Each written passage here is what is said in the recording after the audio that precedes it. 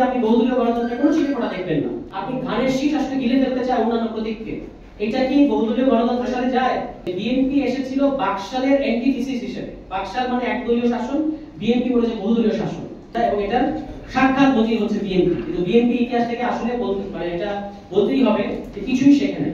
শহীদ president Ziaur রহমানের সামনেও এই সুযোগ ছিল যে তিনি এই ৭২ সংবিধানটাকে পুরোপুরি ছুঁড়ে ফেলে দিয়ে নতুন একটা সংবিধান করবেন, তিনি সেই পথে হাঁটছিলেন। এটা আমরা অনেকবার বলেছি যে ৭৮ সালের ১৭ এপ্রিল একটা ফরমান জারি করে তিনি বলেছিলেন সামনে নির্বাচন হবে, একই সাথে গণপরিষদ নির্বাচন, আইনসভা নির্বাচন। তো বিএনপির আজকের নেতৃবৃন্দকে আমরা বলতে চাই, আপনাদের ইতিহাসটা পড়ে দেখেন, এই পথে আপনারা যাচ্ছিলেন, তারপরে কোন এক অদ্ভুত কারণে আবারও ৭৯ সালে আপনারা সংসদ নির্বাচনের পথে গেলেন, পঞ্চম সংশোধনীর মধ্যে পড়লেন, এবং পঞ্চম সংশোধনী করার মাধ্যমে কি ঘটলো? পঞ্চম সংশোধনী করার মধ্যে এখন পঞ্চম সংশোধনী তো আসলে অবৈধ। মানে ৭২ সংবিধানের ভিতরে যদি আপনি থাকেন, থেকে যদি আপনি ওই সংবিধানকে পরিবর্তন করতে চান, এই পরিবর্তন আপনি ধরে রাখতে পারবেন না। এটা কিন্তু আজকে আমাদের বক্তব্য। এটা এবং এটার সাক্ষাৎ নজির হচ্ছে বিএনপি। কিন্তু বিএনপি ইতিহাস থেকে আসলে মানে এটা বলতেই হবে যে কিছুই শেখে নাই। এবং আরো একটা অদ্ভুত জিনিস যে বিএনপি এসেছিল বাকশালের অ্যান্টিথিসিস হিসেবে। বাকশাল মানে একদলীয় শাসন, বিএনপি বলেছে বহুদলীয় শাসন।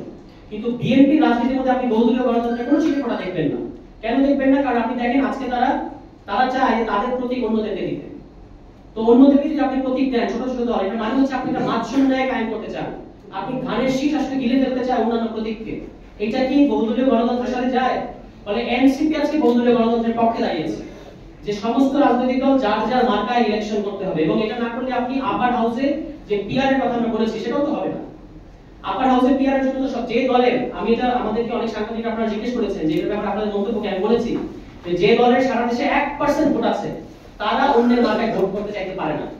যাদের কোনো জনভিত্তি নাই, যারা ওয়ান ম্যান আর্মি, মিডিয়ার কল্যাণে, ঢাকার কল্যাণে, ঢাকার সিভিল সোসাইটি সহ বিভিন্ন জায়গায় সেলিব্রেটেড হওয়ার কারণে যারা ব্যক্তি হিসেবে বড় হয়ে উঠেছেন, তারা চায় ধানের শীষে ইলেকশন করতে। কারণ তারা নিজের মার্কায় ইলেকশন করলে তারা জানে যে ওই এলাকার সবচেয়ে যিনি মানে কম শক্তিশালী প্রার্থী তার কাছে হারবে।